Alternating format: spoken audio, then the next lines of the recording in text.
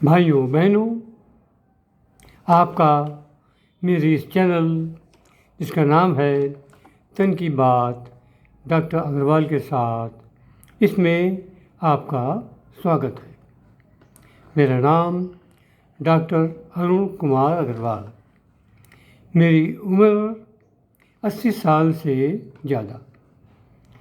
मैंने कई सालों तक जर्मनी और अमेरिका में शिक्षा प्राप्त की। पिछले 50 सालों में मैंने हज़ारों रोगियों का इलाज किया है, लेकिन बरसात के मौसम में ज़्यादातर जो मरीज़ आते हैं वो ऐसे होते हैं जिनको जो रोग है वो मच्छर काटने से हुआ है। ऐसे कुछ रोग इस प्रकार से हैं जैसे malaria, dengue, encephalitis, meningitis, chikungunya, yellow fever यानी कि पीलिया, ज़ाइका वायरस, कालाजार, फाइलेरिया आदि। भाइयों बहनों, मैं आज जो चिकनगुनिया रोग है इसके बारे में आपसे कुछ अपने एक्सपीरियंस शेयर करना चाहता हूँ। तो भाइयों बहनों, चिकनगुनिया रोग मच्छर के काटने से होता है। ये मच्छर भी एक ख़ास मच्छरों की जाति होती है जिसको एडिस इजिप्टाई कहते हैं। ये मच्छर कुछ ख़ास किस्म का होता है जिसकी कि टांगों और बदन पर काली काली धारियाँ होती हैं। अब देखिए, जैसे इसमें दिखाया जा रहा है, ये काली धारियाँ बदन पर और टांगों में।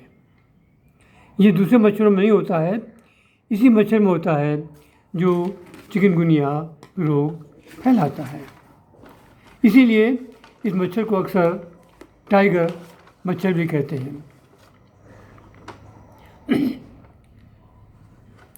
ये मच्छर दिन में ही काटता है, जबकि दूसरे मच्छर रात को काटते हैं। और एडिस मच्छर की भी मुख्यतः जो मादा मच्छर है वही व्यक्ति को काटकर ये रोग चिकनगुनिया का फैलाती है।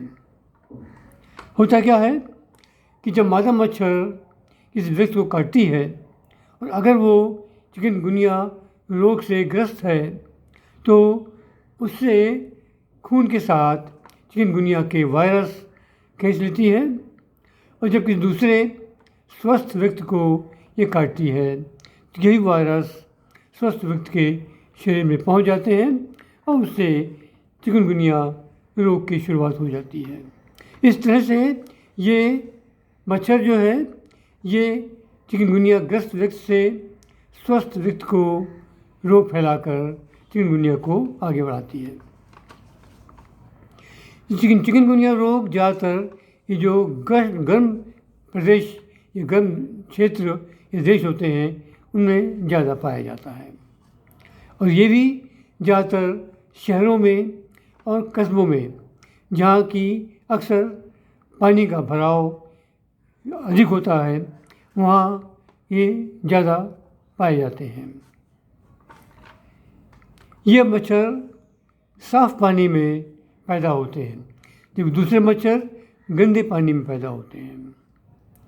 इनमें एक ख़ास बात और है कि ये सिर्फ 3 से 4 इंच की ऊंचाई तक उड़ सकते हैं, उससे ज़्यादा नहीं उड़ सकते हैं, जबकि दूसरे मच्छर काफ़ी ऊंचे तक भी उड़ सकते हैं। एक और, ये मच्छर 100 से 200 मीटर से ज़्यादा ये ट्रैवल नहीं करते हैं, इसलिए ये मच्छर सीमित क्षेत्रों में ही रहते हैं और वहीं रोग को फैलाते हैं।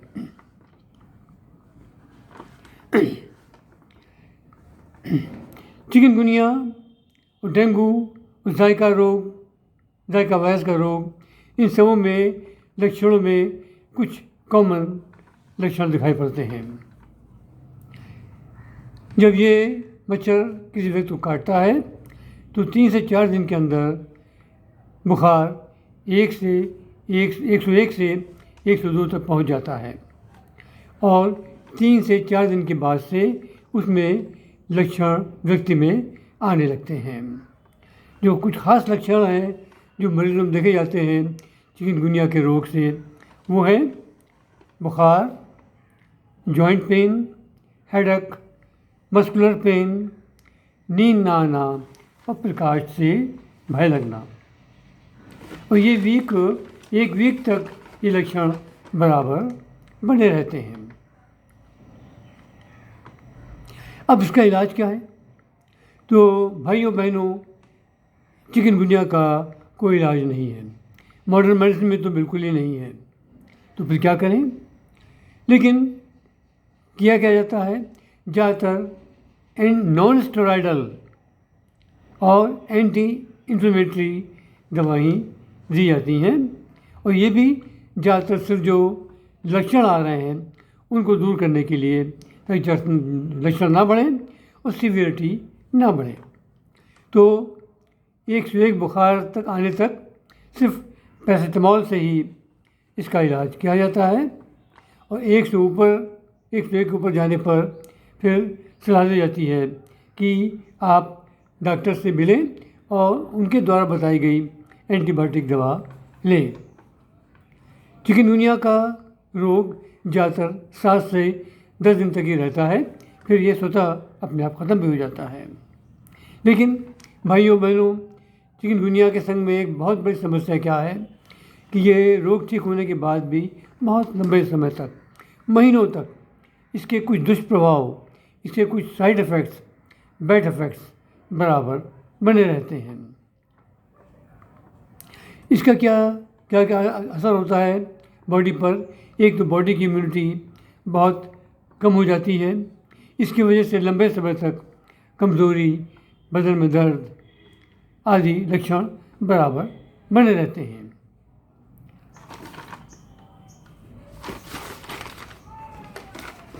भाइयों बहनों,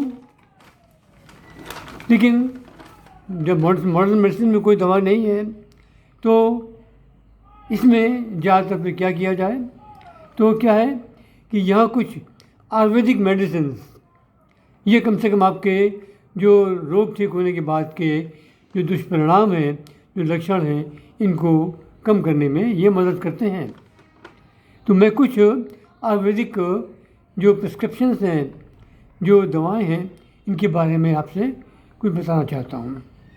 सबसे ज़्यादा जो कॉमन दवा है वो रामदेव जी की दवा है, जिसका नाम है गिलोय धन बटी, और एक दूसरी दवा इनकी है चंद्र प्रभा वटी, इसको भी आप ले सकते हैं।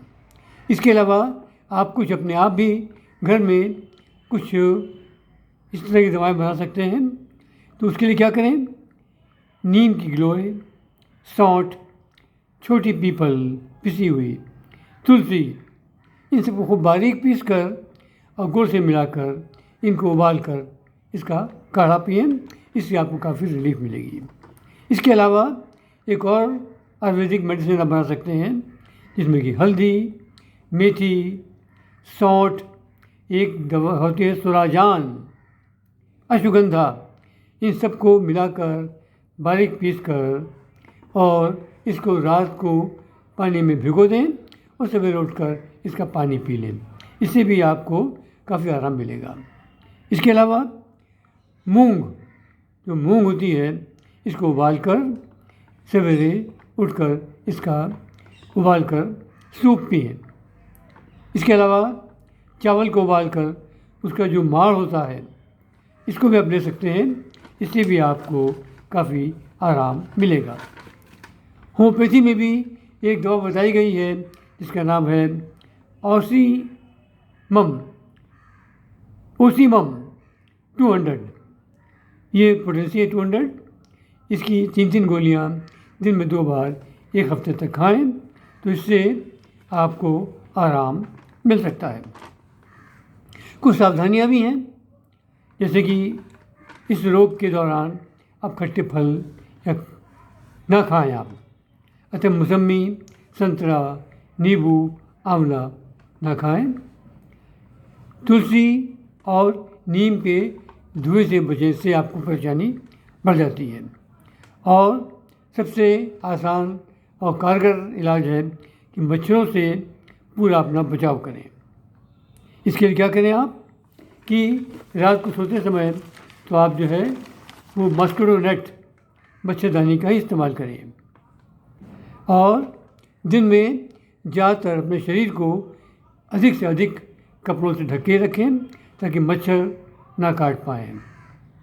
इसके अलावा और क्या करना है आपको, क्योंकि ये साफ़ पानी में पैदा होते हैं, तो जहाँ जहाँ साफ़ पानी घर में कहीं रखा हुआ है, जैसे छत पर अक्सर लोग पुराने टायर, कुछ बाल्टियाँ, कुछ और बर्तन जिससे बरसात का पानी भर जाता है, इनको पानी फेंक कर सूखा कर लें ताकि पानी में ये मच्छर पैदा ना हो सकें। इसके अलावा घर के आसपास जो गड्ढों में पानी भरा हुआ है, कुछ पोखर हैं, तालाब हैं, इसमें भी मच्छर को मारने की दवा डालें ताकि मच्छर पनपने ना पाएँ। लेकिन भाइयों बहनों, प्रकृति ने इन मच्छरों से अच्छा बचाव करने के लिए एक जीव पैदा किया है जिसको आप सब जानते हैं, वो है मेंढक। मेंढक अपने जीवन काल में एक दो नहीं कई लाख मच्छर और उनके जो जीव होते हैं, जो मतलब लार्वा वगैरह होते हैं, इन सबको कई लाख को खा जाता है अपने जीवन काल में। इस तरह से ये कई लाख मच्छरों को मारकर आपको चिकनगुनिया रोग से बचाने में मदद करता है। इसलिए आप कोशिश करें कि मेंढक का संरक्षण करें। गांव में कुछ लोग इन मेंढकों को पकड़कर इसका व्यापार करते हैं, इसको बेचते हैं।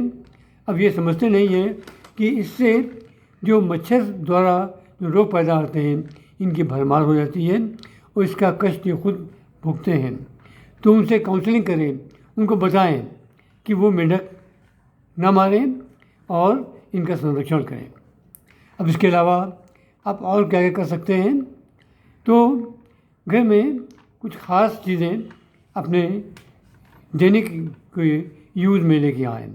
जैसे सेब खाएँ, कच्चा केला खाएँ, हरे पत्तीदार सब्जी खाएँ और तेल में जो एक काफ़ी लाभकारी इसका एक कंपोनेंट होता है ओमेगा 3, इस तरह के तेलों का ही आप सेवन करें। ज़्यादातर जो तरल पदार्थ हैं, जो लिक्विड वाले जो पेय पदार्थ हैं, इन्हीं का अधिक सेवन करें और खूब पानी पिएं। तो भाइयों बहनों, अब मैं आपसे ये रिक्वेस्ट करूँगा कि आप मेरे इस वीडियो को आप सब्सक्राइब करें और इसके लिए जो नीचे जो बेल आइकॉन बटन दिया है, इसको आप दबाएं और इसको आप सब्सक्राइब करें। तो जैसे मैंने बताया, चिकनगुनिया रोग भी डेंगू, ज़िका वायरस जैसे रोगों की तरह से मिलता जुलता है। लेकिन सबसे जो इसमें ख़तरनाक बात है वो ये कि ये ठीक होने के बाद भी बहुत लंबे अरसे तक, कई महीनों तक आपको तरह तरह कष्ट देता है। इसलिए जितनी प्रिकॉशन मैंने बताई हैं उनका पालन करें और आप स्वस्थ रहें। मेरी शुभकामनाएं हैं। नमस्कार।